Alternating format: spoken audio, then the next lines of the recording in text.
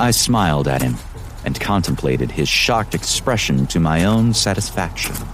Then I drew in a breath, and my renewed will with it, lifted the rod in my right hand, murmured a phrase in a language I didn't know, Flatus caloris, and blew the tires off his truck. They all went at once, complete blowouts resulting from a sudden heating of the air inside the tires. A pretty slick spell to pull on the fly, heating up the air inside of the tires of a moving vehicle. The truck slewed left and right, and I could see Parker frantically rolling the steering wheel in an effort to maintain control. 2 people sat in the cab with him, faces I didn't recognize from here, and they evidently didn't believe in seatbelts. They were tossed about the inside of the truck like toys. The truck careened off the road in a spray of gravel, went past me into the weeds, hit some sort of ditch, and went into a ponderous roll. Car wrecks, when they happen for real and not on television, are surprisingly noisy. They sound like someone pounding empty trash cans out of shape with a sledgehammer, only louder.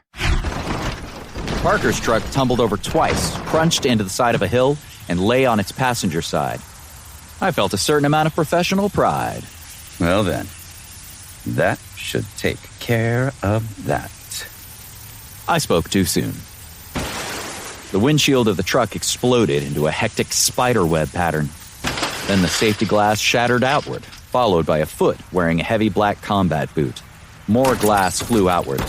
And then people started crawling out of the pickup, battered and bloodied.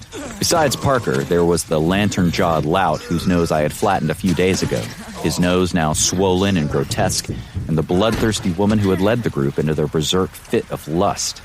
They were all dressed in the same variants of denim and leather, and cuts and bruises from the tossing they'd had were much in evidence. Parker led them out of the truck, looked back at it, stunned, and then he looked at me. I saw fear flicker in his eyes, and it brought out a satisfied surge within my own pounding heart. Served him right, the jerk. I spun my rod around once in my fingers, started whistling a bit from the overture to Carmen, and walked toward them through the grass, annoyed that I was limping and that I was dressed in a ridiculous blue jumpsuit that left inches of my arms and legs bare.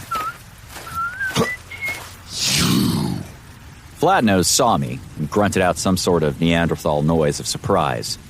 He drew a handgun from inside his jacket, and it looked tiny in his hands. I lifted my left hand, forced more of my boundless energy through the shield bracelet, and sang a few phrases in what I suppose could have been taken for Italian to verbally encase the spell. Without preamble, Flatnose started squeezing off shots at me.